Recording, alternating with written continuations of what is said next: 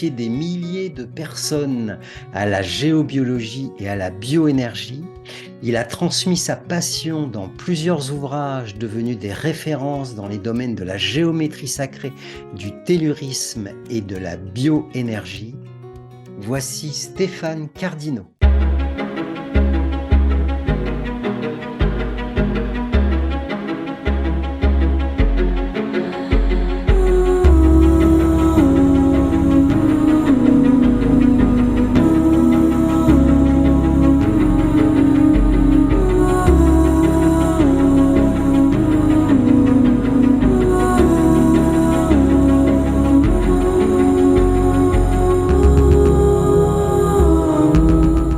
Bonjour Stéphane Cardino, merci d'avoir accepté cette invitation. Je suis très très touché de te savoir en ligne.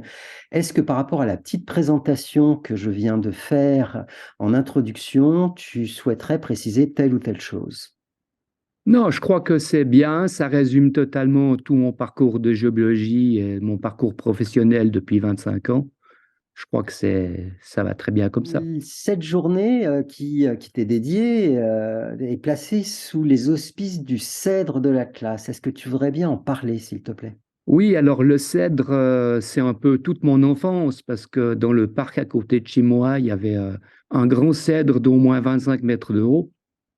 Et puis, je grimpais dedans jusqu'à ce que j'arrive jusqu'en haut. Il m'a fallu des années.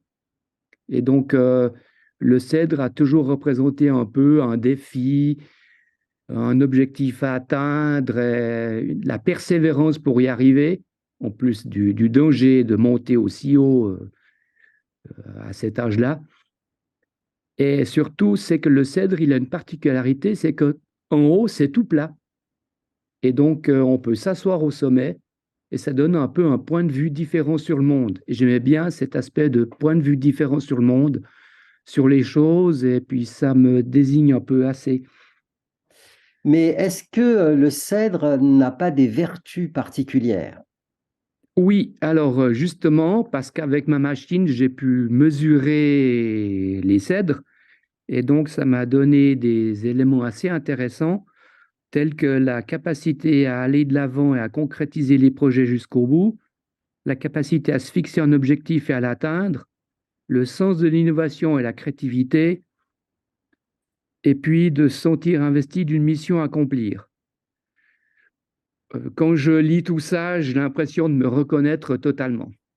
Donc, à t'écouter parler du cèdre et de ce que ça dégage, on en vient aux énergies subtiles. Pour toi, que représentent les énergies subtiles? Alors, les énergies subtiles, c'est un peu toute ma vie, en tout cas à partir de l'âge de 24 ans. C'était tout mon parcours professionnel dans ce domaine-là. Énergie subtile, c'est toujours un mot un peu délicat, mais c'est un mot que j'utilise fréquemment aussi. Et donc, c'est un petit peu pour moi tout ce qui ne se mesure pas, tout ce qui se ressent. Il y Est-ce a que beaucoup de choses qui se mesurent, mais il y a plein de choses qui ne se mesurent pas parce que c'est compliqué de mesurer, parce que c'est des valeurs trop faibles, que les appareils n'existent peut-être encore pas. Et donc, il reste ce que l'on ressent. Et c'est vrai que tout mon parcours professionnel, il est très basé sur le ressenti. est-ce que tu peux développer ce qu'est un ressenti par rapport à des gens qui découvrent ce que tu dis et qui veulent en savoir plus? Or, le ressenti, je distingue deux formes de ressenti. Le ressenti interne, qui est les sensations à l'intérieur du corps, du déplacement de, on va dire, de l'énergie dans le corps et de là où elle se concentre. Et puis, il y a aussi le ressenti externe qui est plutôt lié aux mains. J'utilise pas vraiment d'outils de radiesthésie. Et donc, c'est avec les mains que je ressens les choses et que ça me donne une information sur ce que j'ai peut-être trouvé. Est-ce que tu peux nous parler de ton parcours et comment tu en es arrivé à définir les énergies subtiles de cette manière-là? Alors, au départ, j'ai une formation d'architecte. Donc, j'ai travaillé 12 ans comme architecte. Et puis, c'est vrai que pendant mes études, je me suis vite rendu compte que j'étais un peu pas vraiment dans le mainstream de l'école, qui était plutôt une architecture moderne. Et moi, ça me dérangeait un peu parce que j'avais l'impression que j'apprenais à construire des maisons qui rendaient malade. Et donc, je me suis dit qu'il fallait peut-être que j'étudie un peu d'autres choses. Et donc, par la suite, juste après mon diplôme, je me suis intéressé à l'écobiologie. Alors, c'est un nom un peu barbare. En France, vous appelez ça plutôt bioconstruction. Donc, ça comprend les matériaux sains, les problèmes électromagnétiques dans la maison, c'est les énergies telluriques, toute la géobiologie. Donc, il y a beaucoup d'aspects de la santé dans l'écobiologie. Il y a l'écologie aussi, donc l'économie d'énergie, tout ça, ça fait partie de ce domaine. Et puis, j'étais dans une association où on se voyait régulièrement et puis chacun partageait ce qu'il avait à dire aux autres. On faisait des visites de lieux, des visites de bâtiments, toutes des choses comme ça. Et peu à peu, c'est moi qui ai commencé à organiser les visites de lieux, puisque je m'étais intéressé à la géobiologie. Et ça a commencé comme ça parce que dans l'association, ils ont voulu ne garder que les architectes. Alors, la moitié de l'association m'a demandé de continuer, mais en géobiologie. Et c'est comme ça que j'ai commencé à former des gens. Et comme j'avais un certain ressenti, ben, ils m'ont fait confiance et c'est parti comme ça.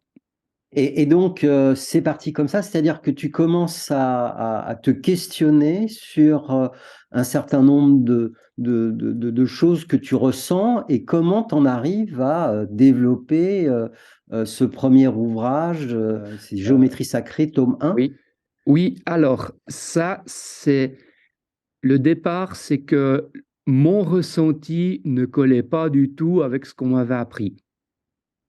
Et donc, tout le monde s'extasiait devant certains bâtiments, et puis moi, bah, je n'étais pas bien du tout à l'intérieur. Je me sentais mal, j'avais envie de plutôt de partir, quoi. Et en tout cas, jamais d'y habiter. Donc, c'est comme ça que j'ai commencé à faire confiance à mon ressenti, à chercher pourquoi je me sentais comme ça. Et puis, quand on visite des bâtiments qui sont basés sur l'écobiologie, c'est tout l'inverse. On se sent super bien, on est bien ancré, on est connecté aussi au monde spirituel. Donc, je voyais bien qu'il y avait une différence. Et donc, j'ai passé beaucoup de temps à étudier des lieux sacrés pour comprendre comment ça fonctionnait dans des, on va dire, des lieux plutôt relativement simples, donc de l'époque néolithique. Et progressivement, je me suis beaucoup intéressé aux églises, aux cathédrales, donc des monuments un peu plus importants. Et donc, Stéphane, comment t'en es arrivé à écrire ce livre Géométrie sacrée, tome 1? Bah, c'est la somme de toutes les expériences, de tous les ressentis faits dans des centaines et des centaines de lieux. Et j'ai commencé à dessiner, à faire des croquis de tout ce que j'avais ressenti. Et puis à la fin, comme j'avais du temps, j'en ai fait un livre. Et c'est vrai que ma carrière a un petit peu démarré avec ça, parce que ce livre a eu du succès. Et donc, je me suis retrouvé avec beaucoup de gens qui sont venus suivre mon enseignement après. C'était le point de départ. Et donc, dans cet ouvrage Géométrie sacrée, tome 1, tu fais aussi allusion, enfin, tu précises aussi tout ce qui est tracé régulateur. Est-ce que tu peux en parler, s'il te plaît? Alors oui, ça c'était un élément assez important, d'autant plus qu'étant architecte, donc évidemment on a envie de dessiner et puis de comprendre comment c'est fait. Alors il y a une grande part qui était liée à l'aspect géométrique, de mesurer les lieux et de voir si ça correspondait à des proportions particulières. Donc ça c'est toute une partie du travail. Et en même temps, il y a l'aspect énergétique de ce que j'avais ressenti dans le lieu. Et donc, au final, j'ai essayé de trouver un accord entre les deux, de voir s'il n'y avait pas quelque chose qui faisait qu'il y avait une correspondance entre la géométrie choisie et, c'est-à-dire l'implantation du bâtiment, la forme du bâtiment, les proportions du bâtiment, en lien avec les phénomènes telluriques. C'était un peu ma démarche pour comprendre un petit peu l'art des bâtisseurs, parce que j'avais vite compris que il y a beaucoup de lieux où on sent des choses très intéressantes et puis d'autres où on ne sent rien. Et donc, j'ai étudié surtout les lieux où on sentait beaucoup de choses. Et ça, c'est dans une période qui va de la période néolithique jusqu'à environ 1450. Après, c'est plus vraiment le cas. Les églises baroques sont généralement pas placées sur des lieux particuliers. Alors, toute cette démarche, elle a pris beaucoup de temps parce qu'évidemment, il faut mesurer, il faut faire le ressenti. Ça a toujours été fait avec un groupe, on a toujours été plusieurs à faire ça pour savoir si on ressentait la même chose. Déjà, rien que pour mesurer, il faut souvent être plusieurs parce il faut tenir les appareils de mesure. Et puis, j'ai remarqué que les lieux n'étaient pas mis n'importe où, mais que ça avait toujours été des lieux très particuliers et que ça avait été implanté là-dessus, que l'orientation aussi, elle n'est pas due au hasard et que les proportions non plus. Et en fait, toute ma démarche a été de comprendre un peu tout ça d'une manière holistique qui tient compte de tous ces aspects en même temps. Et ce que je trouve beau, c'est qu'il y a vraiment une correspondance avec tout ça. Par exemple, un point tellurique et qu'on va choisir comme élément de départ qui va être le centre du bâtiment. Et tout le tracé est fait à partir de ce point-là. Et la géométrie va être choisie, par exemple, si je veux un bâtiment qui est plutôt très solide, très stable et qu'on se sente bien en sécurité, alors on va peut-être choisir plutôt le carré. Donc, il y a des proportions qui favorisent certains ressentis ou des proportions en plan et en hauteur. Donc, c'est toujours des ouvrages assez complexes parce qu'il y a beaucoup de choses. Et puis, le dernier aspect qu'il y a, c'était de développer un outil qui permettait de mesurer ce que l'on ressentait. Donc, à un moment, tu parles de ressenti et notamment de ressenti externe avec les mains. Est-ce que tu peux en parler? Est-ce que tu l'utilisais dans toute cette quête que tu as faite dans les bâtiments? Oui, alors bien sûr, c'est même un petit peu le point de départ de ma méthode, c'est le ressenti avec les mains. Au départ, je mesurais avec un pendule, enfin avec des outils de radiesthésie standard comme l'antenne de l'Escher. J'ai pratiqué ça pendant quelques années. Et un jour, je me suis rendu compte que je sentais avec les mains et donc je me suis passé d'outils de radiesthésique. Quand je marchais, j'avais la main qui restait en arrière et tous les environ 2 mètres, elle faisait un mouvement de balancier comme si elle était prise dans un mur énergétique. Et c'est là que j'ai compris que je ressentais les réseaux telluriques.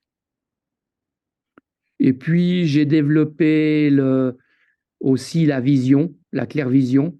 Et donc, au bout d'un moment, je me suis rendu compte que je voyais aussi les lignes. Donc, j'avais même plus besoin de les sentir avec des outils. C'était progressif. Même que je les entendais. Il y avait un sifflement dans les oreilles quand je traversais les lignes. Bon, pour autant que je me concentre sur les perceptions. Sinon, de la vie de tous les jours, quand je marche, je n'entends pas les lignes quand je les traverse. Hein. On est bien d'accord. Ce serait un peu pénible. Absolument.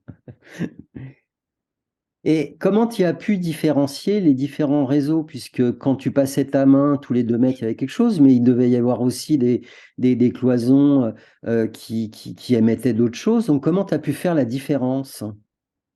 Alors justement, il y avait le ressenti externe, donc juste avec la main, permet de sentir où est la ligne. J'ai vu que les lignes avaient des largeurs différentes, donc ça permettait de distinguer un petit peu l'une de l'autre ou des orientations différentes. Mais globalement, c'est le ressenti intérieur qui permettait de distinguer quelle ligne c'est. Et donc, il y a des lignes qui travaillent plus au niveau du cœur, des lignes qui travaillent plus au niveau des pieds et d'autres plus au niveau de la tête. Donc, ça permettait d'un petit peu de les distinguer. Après, j'ai été beaucoup plus loin avec cette méthode. Et donc, cette méthode, à force de la pratiquer, tu l'as améliorée, tu l'as augmentée? Alors, le ressenti est devenu de plus en plus précis au point que je pouvais distinguer des sensations dans le corps à plus ou moins 2 centimètres près. Et c'est ce qui fait que ça m'a donné une signature vibratoire basée sur le ressenti de la ligne. Et après, ce qui s'est passé, c'est qu'un jour, comme on disait que les lignes étaient basées sur les métaux, alors je me suis intéressé aux métaux et j'ai étudié le spectre atomique des métaux. Et en faisant ça, j'ai remarqué que le ressenti correspondait totalement au spectre atomique des métaux. Alors, ça veut dire par exemple que si je prends le fer, il travaille essentiellement dans les pieds, les jambes, un peu jusqu'au nombril, des fois un petit peu dans la tête. Et si je prends le ressenti du réseau Curie, par exemple, qui est basé sur qu'on dit que c'est basé sur le fer, que c'est la vibration du fer, alors le ressenti, c'est exactement le même. Et donc, on sent cet aspect un peu plombant, lourd, mais aussi assez énergétique. Et j'ai fait ça pour tous les réseaux. Et donc, quand tu passais sur les réseaux et tu sentais avec ta main, est-ce qu'il y avait des choses qui se passaient pour ton corps? Alors justement, toute ma méthode est basée là-dessus, c'est-à-dire que dès qu'on passe sur quelque chose, je ne sais pas si c'est énergétique ou si c'est juste de l'information, mais le corps réagit à tous les phénomènes telluriques avec des différences que l'on peut ressentir avec les mains en se mesurant soi-même. Donc il y a le principe du champ vital qui, par exemple, peut se décaler à gauche, à droite, monter, descendre. Tout dépend des fréquences et donc de la signature vibratoire du phénomène qu'on ressent. Et puis, tout ça, c'est donc on mesure les axes. Et si, par exemple, un phénomène est plutôt qu'on ressent comme négatif, l'axe va se décaler à gauche. Enfin, tout le champ d'énergie se décale à gauche et on se mesure. Alors, je fais avec les mains, je peux montrer comme ça, et puis tout d'un coup, ça part à gauche. Plus ou moins loin, si c'est très éloigné à gauche, c'est que c'est très négatif, et puis quand c'est très éloigné à droite, c'est que c'est positif. Donc, ça m'a permis de distinguer déjà le positif du négatif, enfin, par rapport au corps humain, on est bien d'accord. Et puis aussi, il y a le haut et le bas. Si ça monte, c'est plus dans les plans du haut, dans le spirituel, et puis plus c'est en bas, plus ça vient des choses qui sont liées à la terre. Donc, on a terre-ciel, le bien, le pas bien, ça nous donne un peu une échelle. Et donc après, j'ai mesuré tous les phénomènes et tous les lieux de cette manière-là. Et ça donnait le livre Bioénergie qui explique en détail toute cette méthode de mesure, dite mesure bioénergétique. Et donc la géologie que j'ai développée n'est pas une géologie radiesthésique, juste avec des outils radiesthésiques. Il n'y a plus d'outils, c'est le corps humain qui est le seul outil. Et donc, c'est une géologie bioénergétique. Dans ton ouvrage, tu parles d'un instrument qui s'appelle le sonotest. Est-ce que tu peux nous en parler, s'il te plaît? Alors, le sonotest est un genre de diapason.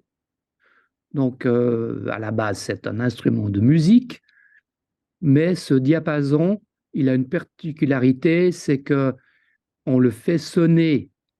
Donc, il émet un son aigu environ à 2000 Hertz qui dure entre 30 secondes et une minute. Et quand on passe dans des phénomènes énergétiques, on entend une différence. Alors, c'était le premier instrument que j'ai découvert, mais c'était indirectement, puisqu'en fait, le sonotest n'était pas prévu pour ça, mais il a permis de, quelque part, de valider ce que je ressentais en créant quand on passe dans un phénomène, il y a une petite différence et le son passe de l'oreille gauche à l'oreille droite. Et donc, on peut dire, ah oui, là, il y a quelque chose. On entend une différence, mais on n'entend pas, on ne peut pas le mesurer, dans le sens que si j'enregistre le son, en tout cas avec des moyens habituels, même stéréo, on n'entend pas, on ne voit pas de différence sur un graphique audio. Donc le sonotest est un instrument qui était intéressant, mais il reste subjectif et dans les mesures physiques audio, on ne voyait pas de différence. Donc ça m'embêtait beaucoup parce que je n'avais pas une mesure qui était indépendante du ressenti. Tu vois ce que je veux dire? Ouais, ouais. C'est comme si on avait une baguette audio et pas une baguette, tu vois, mais ça reste trop subjectif. Donc, comme ça ne me convenait pas, je me suis intéressé aux appareils qui mesuraient vraiment des choses électriques, magnétiques. C'était toute ma démarche après plutôt de géologie plus scientifique avec des appareils de mesure étalonnés et reconnus. Il y a eu d'autres appareils, entre autres le géomagnétomètre qui était essentiel pour la géobiologie. Donc, c'est un peu parti de là. C'est des mesures plutôt magnétiques, géomagnétiques. Donc là, j'avais le son, mais le son, ça reste subjectif parce qu'on entend, mais on ne sait pas si c'est ça ou pas ça. Ce qui a toujours fait ma particularité, c'est que je déplace les appareils. Normalement, on ne déplace pas un appareil, on le met à un endroit et on mesure. Mais moi, je me suis amusé à déplacer les appareils. Et donc, on mesure un endroit, on mesure un autre endroit, on a peut-être deux valeurs identiques, mais quand on passe d'un endroit à l'autre, il y a quelque chose qui se passe. Et l'appareil avait été équipé un petit haut-parleur, alors ça sifflait quand on passait à certains endroits.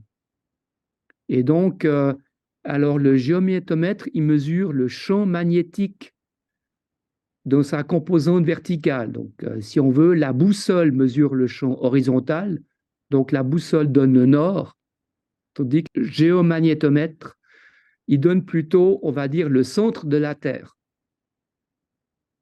pour résumer un petit peu la différence. Alors, c'est un appareil très intéressant parce qu'on peut détecter tout ce qui se passe dans le sous-sol, toutes les perturbations du sous-sol. Et après, j'ai passé mon temps à m'étalonner et à comparer les mesures physiques avec ce que je ressentais. Et c'est en cela que ma démarche a été peut-être un petit peu plus scientifique que de juste penduler sur un lieu. On a fait des recherches avec quelques physiciens, mais ça n'a pas abouti. Le seul résultat a été que j'ai remarqué que j'étais sensible aux concentrations d'ondes sonores, des fois d'infrasons ou d'ultrasons dans l'espace. Donc j'avais cette capacité à sentir ce genre de choses, mais ça ne servait à rien pour mes travaux et pour la géologie. Donc il a fallu m'orienter sur d'autres types d'appareils reconnus qui mesurent des choses physiques, magnétiques, électriques, électromagnétiques, électrostatiques. Donc, je me suis équipé de toute une panoplie d'appareils pour mesurer un peu les lieux, mesurer en géologie chez des particuliers. Et puis après, ce que j'ai fait, c'est que j'ai associé ces mesures à mon ressenti. Et donc, j'ai fini par m'étalonner un petit peu sur les appareils. Alors, je pouvais dire, par exemple, à telle distance, il y a tant de volts par mètre, parce que je m'étais étalonné. Donc, je suis devenu un peu un instrument sur pattes qui permettait de dire aux gens, ah oui, là, il y a 200 nanotesla, là, il y a 5 volts par mètre, avec une précision quand même assez exceptionnelle.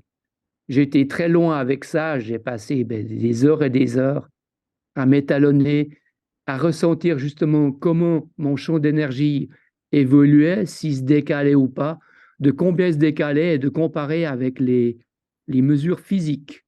À force de faire ça, je suis devenu sensible, à peu près à 50 nanotesla, donc je pouvais moi-même trouver des choses enterrées en passant simplement dessus, des fois à plusieurs mètres de hauteur. On creusait, puis on trouvait une canalisation, des choses comme ça.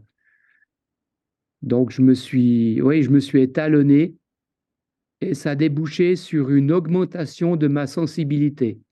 Le but étant d'arriver jusqu'à la performance de l'appareil. Et puis aussi, ce qui était bien, c'est que j'avais un petit peu une validation du ressenti, mais aussi que les phénomènes que l'on ressent, ils ont souvent une composante électromagnétique. Donc, ça veut dire que ce n'est pas quelque chose d'ésotérique, de caché, qu'on ne connaît pas, qu'on ne peut pas mesurer. C'est des choses physiques. Ça aussi, ça, c'était un peu une découverte. C'est que on pouvait valider le ressenti avec des appareils qui sont indépendants du ressenti. Il y a eu d'autres types d'appareils? Oui, il y a eu d'autres types d'appareils, pas seulement électromagnétiques, mais le sonotest permettait d'avoir le son, mais ça restait limité. Et puis, il y avait aussi les ions. Et là, j'avais déjà remarqué que j'étais sensible à la ionisation de l'air, surtout quand je passais de l'ombre au soleil. Et quand je regarde les objets, je vois la répartition des ions dans l'espace. Et donc, ça m'a amené à comprendre que tous les objets sont traversés par de l'énergie qui va ensuite se répercuter sur l'extérieur et ioniser l'air à l'extérieur et de faire une répartition des ions dans l'espace. Et cette répartition, c'est bêtement les ondes de forme des objets. Alors au début, c'était seulement une hypothèse. Mesurer les ions dans l'espace, c'est très compliqué parce qu'un appareil mesure les ions dans un volume, mais il ne peut pas mesurer précisément de l'ordre du centimètre, c'est plutôt dans des mètres cubes. Par contre, avec l'appareil GDV, j'ai pu l'observer. Donc ça, c'est beaucoup plus subtil. Et ça mesure les photons émis et donc les photons qui ionisent l'air. Et j'ai pu faire le lien avec les ondes de forme. C'est un travail que j'ai fait avec le GDV, et en partie en collaboration avec celui qui a inventé le GDV, le professeur Korotkov, où les ondes de forme des objets que je voyais et que je dessinais, c'était simplement les ondes de forme de la ionisation de l'air autour de cet objet. Donc à la fin, j'en ai conclu que tout ce que l'on ressent ou qu'on l'on perçoit en clairvoyance, c'est essentiellement des phénomènes physiques qui sont mesurables, il suffit d'avoir le bon appareil. Et puis j'ai cartographié des lieux, soit des lieux sacrés, soit chez des particuliers. Et donc cette cartographie m'a permis de comprendre exactement comment les énergies se distribuaient dans un lieu. Et j'ai pu l'associer avec mon ressenti. C'est-à-dire que non seulement ça me disait qu'il y avait quelque chose de spécial à cet endroit, que j'avais ressenti, et puis qu'il y avait une proportionnalité. Donc, c'est-à-dire que plus je me sentais mal, plus les variations de champ électrique ou magnétique étaient fortes. Ça veut dire que non seulement je pouvais dire où était l'endroit qui était le pire, je pouvais dire où commençait la perturbation, et je pouvais voir l'évolution de la perturbation au fur et à mesure que je m'approchais d'elle. Donc, ça m'a donné des courbes, et que ces courbes collaient totalement avec le ressenti, le fait que le champ vital diminue ou qu'il se décale, qu'il monte ou qu'il descende. Donc, à la fin, j'aimais bien cette concordance entre l'aspect purement physique et l'aspect qu'on va dire énergie subtile, énergie du corps humain. Mais il y avait des cas où mon ressenti ne collait pas avec les mesures. Et donc, je me suis dit qu'il devait y avoir peut-être d'autres choses et probablement que je n'avais pas le bon appareil pour mesurer ces choses-là. Donc, il y avait plein de perturbations que je détectais surtout dans mes expertises que je ne mesurais pas. Et donc, je me suis intéressé à d'autres appareils qui pouvaient peut-être les mesurer. Alors, je me suis orienté vers les Russes qui avaient développé d'autres appareils, on va dire non scientifiques reconnus, et qui étaient basés sur d'autres principes physiques. Et là, j'ai pu enfin trouver une correspondance totale avec mon ressenti. Mais c'était des appareils un peu compliqués, souvent des prototypes faits par des chercheurs russes avec qui j'étais en contact, et puis qui m'ont envoyé leurs prototypes pour que je puisse faire des essais. C'était très intéressant. Il y a eu aussi des Ukrainiens et plein de gens des pays de l'Est.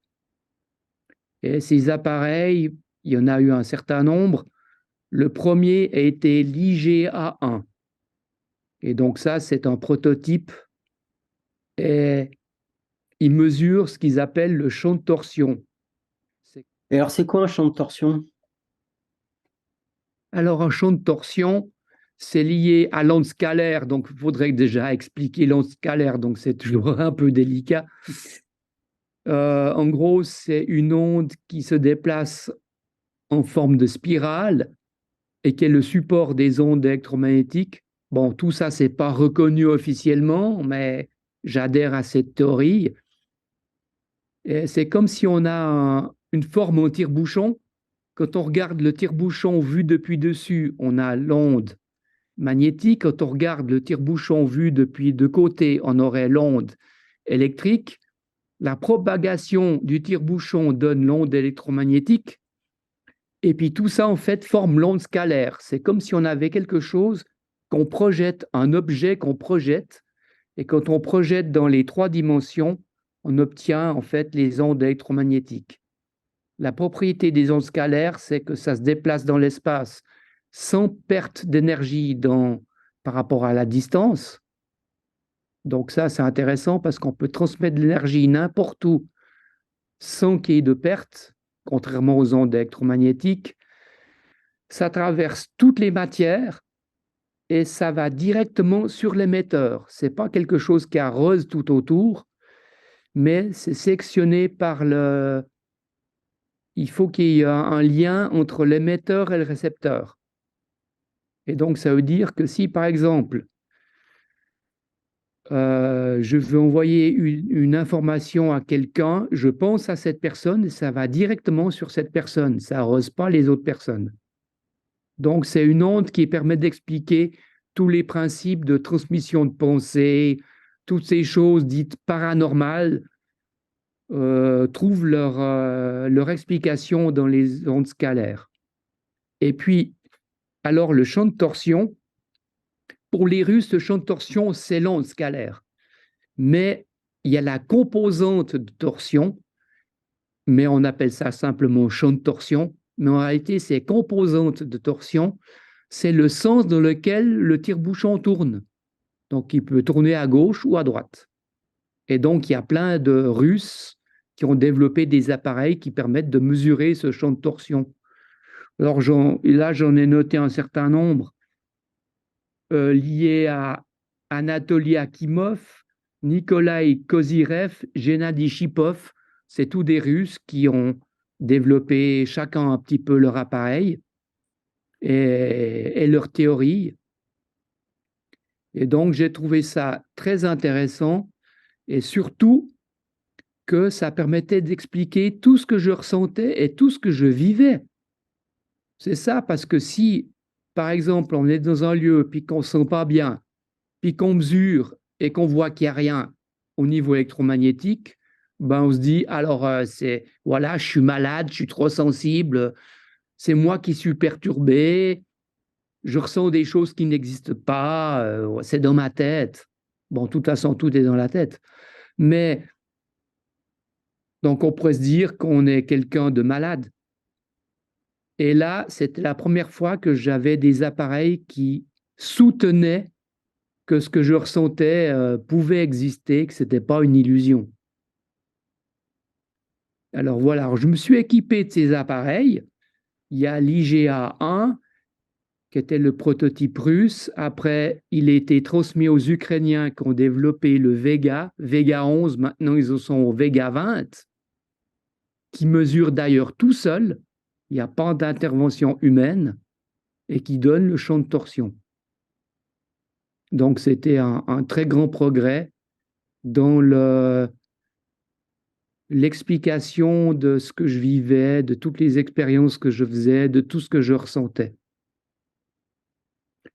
Après, je me suis rendu compte que ces appareils avaient une composante psychologique.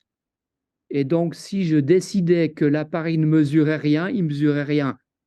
Alors ça, c'est devenu un petit peu un problème, comme avec le sonotest. C'est que il y avait cet aspect subjectif et donc il y avait encore autre chose là derrière. Pour un scientifique, un appareil fonctionne toujours. Si on pense que l'appareil ne fonctionne pas et qu'il ne fonctionne pas, ça pose un peu un problème parce qu'il doit fonctionner indépendamment de la personne qui mesure. Alors j'ai fait des expériences avec des Ukrainiens où je leur disais que maintenant leur appareil ne fonctionnait plus. Et puis ils s'énervaient parce que leur appareil ne mesurait plus rien. Puis ils disaient, mais comment c'est possible? J'ai dit, parce que moi j'ai décidé que l'appareil ne mesurait plus rien. Et donc, voilà. Alors ça aussi, c'est un petit peu embêtant parce qu'évidemment que pour une démarche scientifique, c'est pas très acceptable d'avoir un appareil qui marche que s'il y a la conscience. Et j'ai vu que plus on était sensible, plus l'appareil fonctionnait bien, moins on était sensible, moins il donnait d'informations. Et comment tu peux expliquer ça? Ah, c'est difficile à expliquer, mais je crois que c'est l'état dans lequel on se trouve, l'état d'esprit, qui fait que soi-même, on se rend plus ou moins sensible. Et si je me sens mal, j'aimais autour de moi que je me sens mal. Et l'appareil me mesure moi. Et si je mesure quelque chose de négatif et que je me sens bien, l'appareil dit que je me sens bien. Parce qu'il mesure ce que j'aimais. Il ne mesure pas le phénomène en lui-même. Mais maintenant, ils sont arrivés à un niveau où l'appareil peut être laissé à un endroit et qui mesure même s'il n'y a personne qui tient l'appareil. Mais j'ai vu que si quelqu'un regarde l'appareil ou pense à l'appareil, il y a quand même une modification. Mais est-ce que ça se rapproche pas de tout ce qui est physique quantique où l'observateur Ah, influe le résultat? oui, alors clairement. Donc c'est pour ça que je me suis plutôt orienté après vers la physique quantique, parce que finalement l'observateur est extrêmement important. Donc si on nous dit qu'il n'y a pas de perturbation, qu'on se sent mal, bah, c'est nous-mêmes qui nous sentons mal, parce qu'on est observateur, c'est nous qui ressentons. Mais à la fin, qu'est-ce qui est important? Que le scientifique ait raison qu'il n'y a rien ou que la personne qui se sent mal? Moi, je dis c'est la personne qui se sent mal qui est importante. Alors peut-être qu'elle exagère son ressenti, mais enfin, on ne peut pas nier le fait qu'elle se sente mal.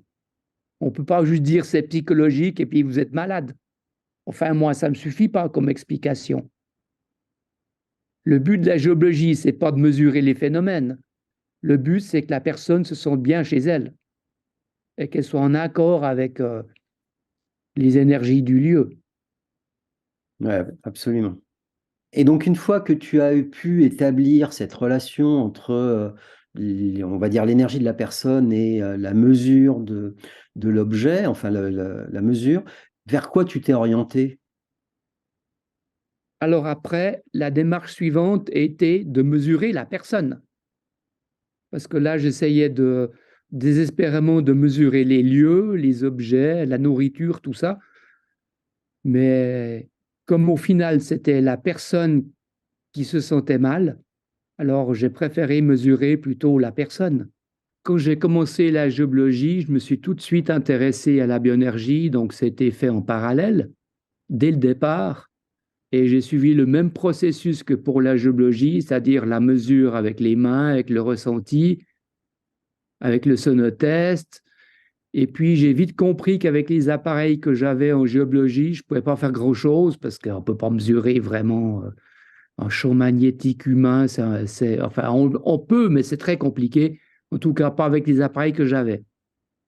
Et donc, je me suis intéressé de nouveau aux appareils un peu non conventionnels qui permettent de mesurer l'énergie humaine. Et je me suis retourné une fois de plus vers les Russes avec différents appareils, mais surtout l'appareil GDV du professeur Korotkov. Et là, j'ai appris beaucoup de choses avec cet appareil sur le corps humain, sur le fonctionnement de l'humain. J'ai fait beaucoup d'expériences sur des lieux avec, ce n'est pas toujours tout simple, mais j'ai eu un appareil portatif. Donc ça, c'était pratique, mais le premier ne l'était pas. Donc il fallait du courant. C'était un peu compliqué. Et, et puis comme avec la géologie, ça m'a amené, enfin au départ, je voulais surtout étudier les lieux sacrés, parce que c'était ça qui m'intéressait, mais j'ai fini par faire des expertises chez les gens. Et puis après, avec la bioénergie, bah, ça m'a amené à faire des bilans et des soins aux gens. Mais ce n'était pas forcément ce que je voulais au départ. Donc, il y a eu beaucoup de demandes pour la bioénergie. Et j'ai fini par tout arrêter en 2013 parce que j'en pouvais plus. 2015, c'est la date de la création, enfin c'est l'année de la création de l'espace Tellura. Donc tu t'orientes dans une nouvelle dynamique. Est-ce que tu peux nous en parler, s'il te plaît? Oui, alors à ce moment-là, puisque j'avais arrêté la bioénergie, je me suis plutôt concentré sur des dispositifs qui permettaient d'une part de se sentir plus protégé. Donc on a développé plein de choses pour les gens un peu sensibles, voire hypersensibles, ce qui était notre cas. Donc on s'est rendu compte que on se faisait un petit peu, on était un petit peu perturbé par l'environnement, et donc j'ai développé des produits pour se sentir un peu plus protégé. J'en avais déjà qui étaient ukrainiens d'origine. Donc j'avais déjà des dispositifs, mais là j'ai voulu développer ma propre gamme de produits. Et puis c'est l'année où j'ai créé la Feeling Box. Alors c'est un petit appareil. Donc j'utilisais le bioscope pour enregistrer des lieux. Et après, cet appareil permettait de restituer l'énergie de ces lieux, et on pouvait ressentir tout ça en restant chez soi. Donc c'était un petit peu une nouveauté, un appareil à ondes scalaires qui permet de ressentir des choses sans avoir besoin de se déplacer. Ok, j'entends bien sur la création de la Feeling Box. Est-ce que tu peux donner un exemple concret? Alors oui, ça nous a permis de mesurer par exemple des lieux, des arbres, des cristaux. En fait, tout est mesurable et c'est enregistré sous forme de fichier audio. Et après, on n'a plus qu'à repasser ce fichier audio pour ressentir les choses. Donc, c'est un peu comme si, par exemple, je prends une améthyste sur moi et je ressens l'énergie de l'information issue de ce cristal. Et quand c'est enregistré, eh bien, on a exactement les mêmes sensations. Donc, ça permettait d'entraîner mes stagiaires au ressenti. On a eu plusieurs milliers de fichiers de lieux, on a mesuré des choses de l'alimentation. Par exemple, un cake, on mesurait le cake, et puis après on se repassait, on a l'impression qu'on avait presque le goût dans la bouche, et qu'on a l'impression qu'on avait déjà mangé. Donc c'était vraiment quelque chose d'assez impressionnant. Et tu peux expliquer comment ça se passait? C'est-à-dire que ces ondes, elles font quoi sur le cerveau? Je ne sais pas comment ça fonctionne exactement. Ça reste toujours un mystère. C'est une idée que j'ai eue, et puis comme ça fonctionnait bien et qu'il y a des milliers de gens qui ont cette Filmbox et qui l'utilisent au quotidien, donc ça veut dire que ça marche bien. Comment ça fonctionne réellement, je ne sais pas, parce que le fichier lui-même, c'est comme si le son que l'on enregistre contient toute l'information du produit, et qu'après la Filmbox restitue cette information, je pense via les ondes scalaires. Je pense que c'est un peu le même principe. De toute façon, c'est un émetteur qui émet des ondes de forme. Donc, il n'y a rien de mesurable physiquement. mais c'est toujours une expérience assez impressionnante. Alors après, on a développé un amplificateur pour pouvoir rayonner un peu plus loin que juste sur une personne. Donc, ça rayonne jusqu'à 18 mètres. Donc, on peut faire toute une maison, changer complètement l'énergie d'une maison. J'ai aussi développé un système qu'on peut mettre sous l'eau. Donc, ça permet de changer l'énergie de son bain.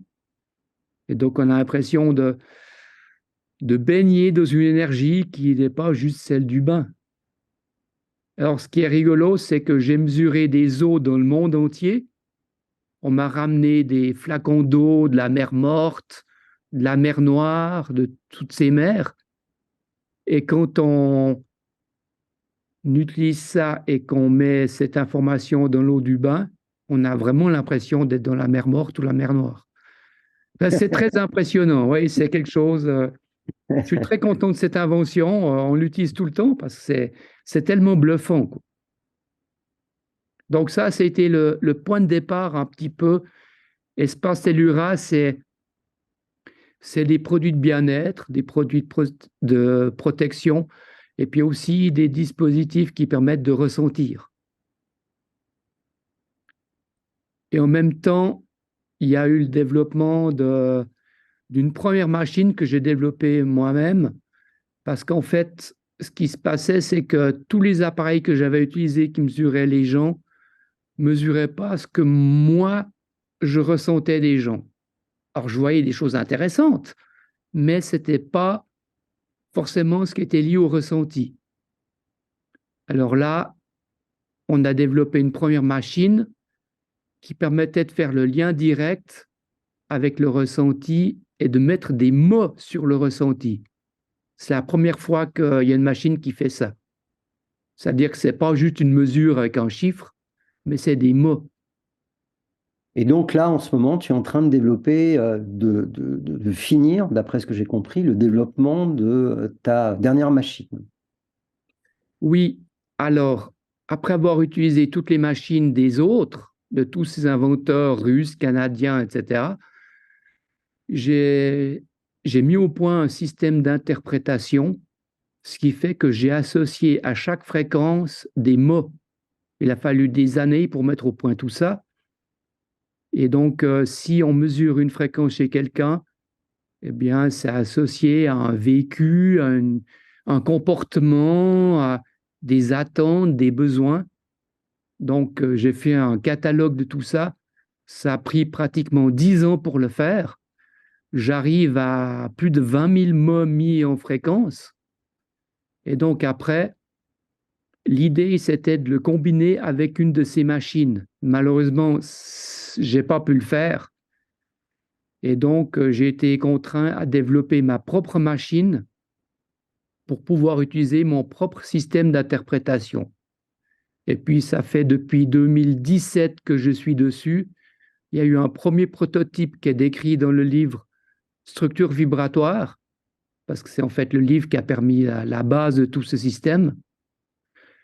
Et maintenant, la machine, elle est bientôt au point et j'arrive au bout. Dans quelques mois, c'est terminé. Peut-être qu'elle sera en vente à partir du mois de juin, c'est possible. Et donc, Stéphane, le titre de cette conférence est de la géobiologie énergétique à la machine médium. En quoi cette machine est médium? Est-ce que tu peux nous expliciter le terme médium, s'il te plaît? Oui, alors, c'est directement lié à de comment la machine était conçue. Donc, on a créé un groupe de travail, une dizaine de personnes, et on a travaillé pendant une année.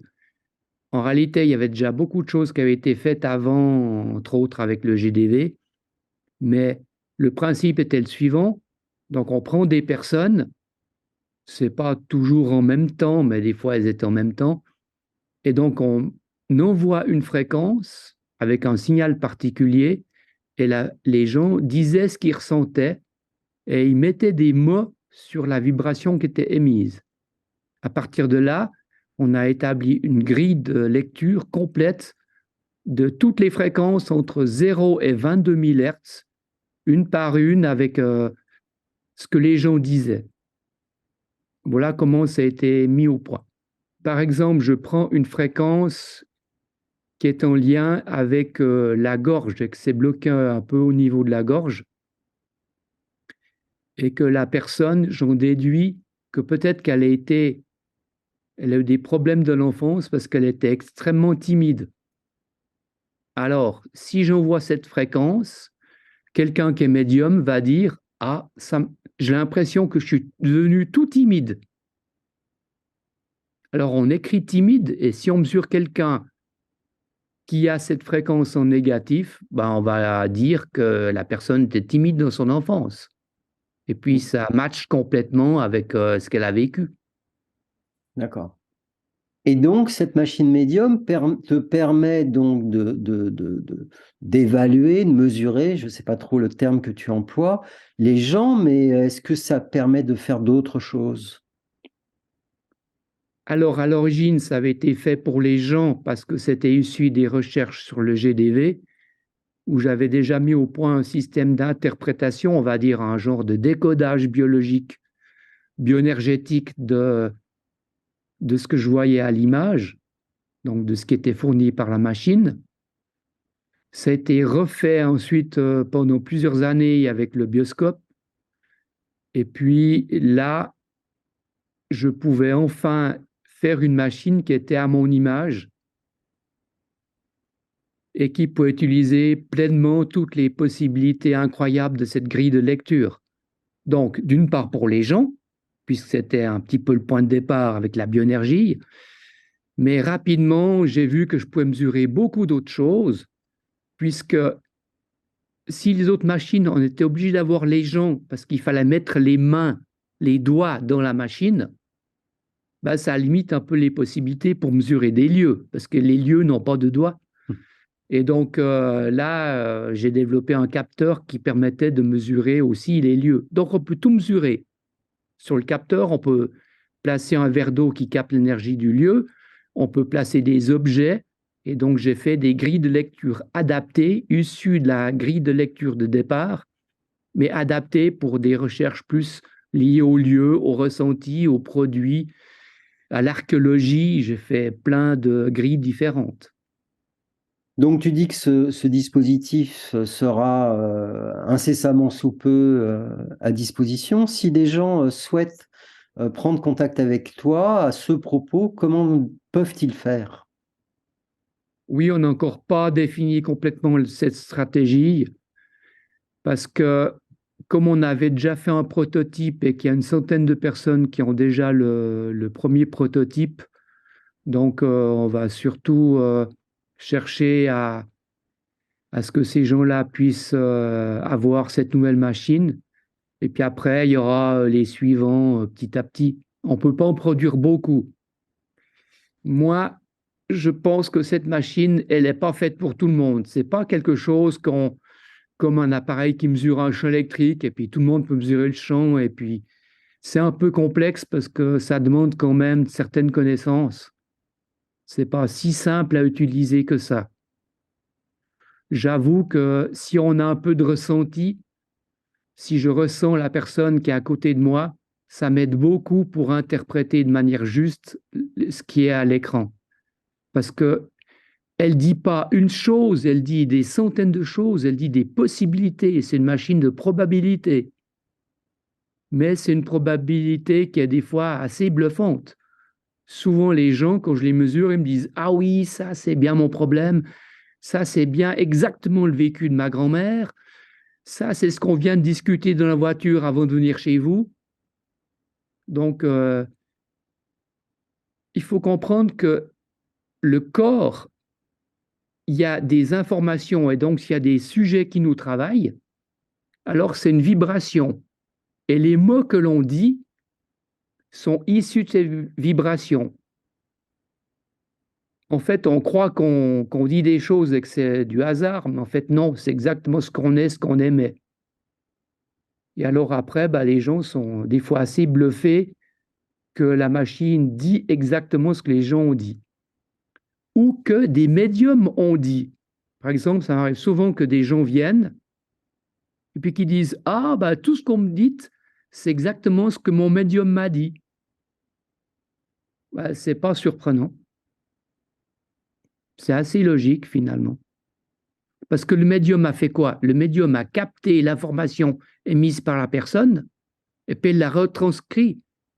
C'est exactement ce qu'on a fait pendant des années. Mhm. De tout ce que cette expérience partagée là pendant cette heure et demie, euh, finalement, tu as quelle vue, quelle conception de l'être humain? Est-ce que c'est un amas vibratoire? Comment tu le vois, l'homme, enfin l'individu, l'être humain, à force d'avoir travaillé sur lui, de l'avoir mesuré? Oui, je pense que c'est beaucoup ça. Et bah, c'est clair que c'est un peu ma vision des choses, vu que c'est tout ce que j'ai mesuré et le résultat de ces mesures. Donc j'ai souvent l'impression qu'on est un ensemble de vibrations, un contenu de vibrations, et qu'on n'a plus qu'à les puiser là-dedans. C'est ce que l'on est, c'est notre vibration, donc c'est ce qu'on émet, c'est ce que les autres captent, mais c'est des fois aussi l'image qu'on veut contrôler et qu'on n'émet pas certaines choses pour que les autres ne puissent pas le détecter. Donc il y a tout un jeu entre soi-même et les autres lié à cet aspect de contrôle.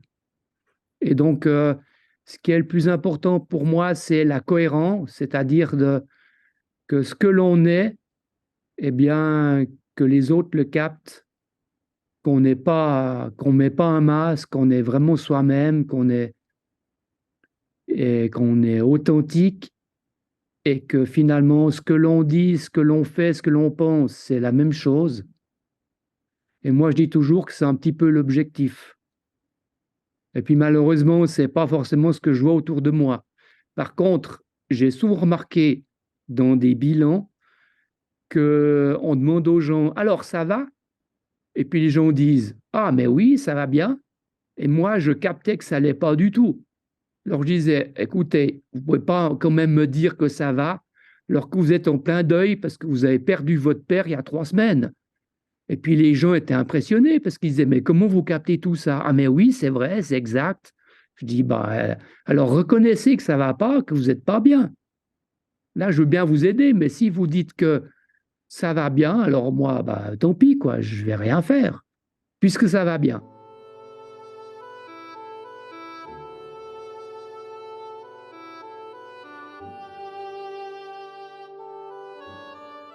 J'ai fait des bilans depuis le début des années 2000, donc ça a duré comme un bon moment. Une partie à la main, une partie avec des machines, et puis en même temps, ça me permet de mieux me connaître, de mieux connaître le corps humain. Et puis évidemment qu'il y a beaucoup de gens qui ont profité de tout ça, à faire des bilans pour comprendre un peu leur vie, surtout de faire les liens. Moi, j'insiste sur ça, c'est de comprendre que ce qu'un grand-père a vécu, eh bien, on va essayer de faire l'inverse pour pas vivre la même chose. Donc, on va développer des stratégies, le mental va trouver des solutions, ou des fois, il n'y a pas de solution, pour ne pas revivre la même chose. Et donc, si, par exemple, il y a un ancêtre qui a perdu sa maison, bah, je me retrouve avec un client qui est charpentier. C'est quand même assez rigolo de voir que c'est en totale correspondance, donc il n'a pas fait ce métier par hasard et que après, ben, toute sa vie est conditionnée un petit peu par ce vécu de ce grand-père. Et la manière de penser est totalement liée à tout ce que l'on a vécu, surtout dans l'enfance. Alors j'ai fait tous ces liens et c'est ça que j'amène aux gens, en fait, de comprendre le vécu, notre propre vécu, celui des ancêtres et de comment ça nous a amené à être ce que l'on est maintenant et de voir aussi un petit peu ce à quoi ça va nous amener dans le futur. C'est ça que je fais dans les bilans. Et puis, il y a une partie de soins, c'est-à-dire, c'est pas vraiment soin, j'appelle ça correction bioénergétique, c'est-à-dire qu'en fonction de tout ce que j'ai senti, pas de ce que la machine a mesuré, hein, je précise, de tout ce que moi j'ai ressenti, je fais des corrections pour que la personne ait une plus grande stabilité au niveau de la colonne vertébrale, qu'elle soit de nouveau droite, qu'elle soit alignée avec sa destinée, qu'on a libéré les mémoires. Enfin, c'est un peu tout ça que je fais. Et donc maintenant, est-ce que tu peux parler de la suite? Comment tu vois demain, après-demain, dans tes projets? Alors, mes projets sont clairement liés au développement de cette machine et à l'utilisation de cette machine en bilan, et puis aussi de développer toute une communauté de personnes qui pourraient l'utiliser. Et puis, moi, je vois surtout une occasion de partage, parce que ce parcours, depuis la géologie, la bioénergie et tout ça, il y a eu un peu une cassure en 2018, puisque j'ai arrêté la géobio, j'ai un peu tout arrêté. C'était avant le Covid, bon, voilà. Donc, c'est comme si à quelque part, j'avais déjà senti qu'il y avait cette coupure et que là, je voulais repartir sur d'autres bases que celles qui étaient au départ. Il faut dire que j'ai un petit peu beaucoup remis en cause certaines choses. J'ai écrit un livre pour les expliquer. C'est le livre sur la géologie bioénergétique qui montre un peu ma nouvelle approche de cette géologie, mais je le laisse un peu comme une trace et je laisse comme un souvenir pour tous les stagiaires qui m'ont suivi. Et c'est pour eux que j'ai écrit ce livre. C'est pas tellement un livre tout public. Et puis, je donne des pistes pour le futur possible de la géobiologie. Enfin, c'est un petit peu ça. Donc, j'ai un peu clos ce sujet de géobiologie. Franchement, je veux plus trop en entendre parler. Et puis là, c'est plutôt vraiment la bioénergie qui prend le relais, que j'ai conservé après 2018. Et puis que je vois vraiment cette machine comme l'occasion plutôt de partage avec les gens, de rencontres et de discussions sur le monde, et puis développer la conscience, augmenter la conscience. En fait, c'est ce que fait cette machine. Elle mesure pas en disant de ce qui est, elle donne des possibles, elle donne une probabilité et une prise de conscience, une réflexion sur sa vie, sur toute sa vie et sur son futur. C'est à ça qu'elle sert et c'est ce que j'aimerais pouvoir faire avec les gens qui sont autour de moi. Est-ce que tu peux faire une petite synthèse de cette heure et demie qu'on a passé ensemble? Bon, voilà, j'ai passé beaucoup de temps à décrire un peu tout ce parcours professionnel depuis l'architecture, la géologie, la bioénergie, jusqu'à un petit peu ma vie en 2018. Donc ça résume très bien. Mais c'est vrai que là, je passe un petit peu à autre chose. C'est comme s'il y a un grand changement de vie depuis 2018. Mais je pense qu'il y a beaucoup de gens où le Covid a été un petit peu le déclencheur de certaines choses, de certains changements de vie, de conception de la vie, de conception du monde. Mais j'ai l'impression quand même que c'est aussi une manière de tourner la page et de passer à autre chose. Oui, c'était le but de ce truc-là. C'est pour ça que j'ai accepté. Ouais, ouais, je suis Dis d'accord. pas ce que c'était toi, hein, je le dis aussi. Merci Je te dis beaucoup. pas combien j'en refuse. Tous les mois, j'en ai un ou deux que je refuse. Ok. Il y en a une là qui veut faire avec Web TV, l'autre un truc. Sans arrêt, j'ai dit non. Oui, mais quand même, vous devriez accepter pour, voilà. C'est vous le spécialiste de la géométrie sacrée, c'est vous le spécialiste des lieux sacrés. J'ai dit non, mais je ne suis pas un spécialiste. Moi, j'ai fait mon chemin. J'ai vu ce que j'ai vu. J'ai senti beaucoup de choses. J'en ai conclu des choses pour moi. J'ai transmis ça aux autres pour qu'ils puissent apprendre à sentir les lieux, qu'ils puissent aussi le décoder, pas juste être là, ah mais je me sens mal, pourquoi je me sens mal, pourquoi je me sens bien. Voilà, il y a des lieux qui ouvrent, il y a des lieux qui ferment, donc j'ai appris aux gens à détecter ça et à comprendre. Moi, c'est important à comprendre, à faire le lien avec le ressenti. Et donc, j'ai passé toute ma vie à faire ça, quoi. Je continue, mais bon, mais j'ai arrêté un petit peu toutes les choses qui étaient trop en lien avec les demandes des gens, parce qu'en thérapie, il faut voir, hein, c'est fou. Vous êtes un sauveur, donc oui, non, mais non, je ne vais pas sauver. Ok, j'ai sauvé des gens, bah, tant mieux pour eux, mais c'est pas le but. Mhm. Donc je préfère être dans la nature, avec le contact des animaux, les plantes, les pierres. J'aime beaucoup les pierres.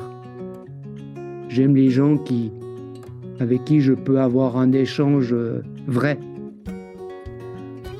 Voilà ce que j'attends un peu de la suite, quoi.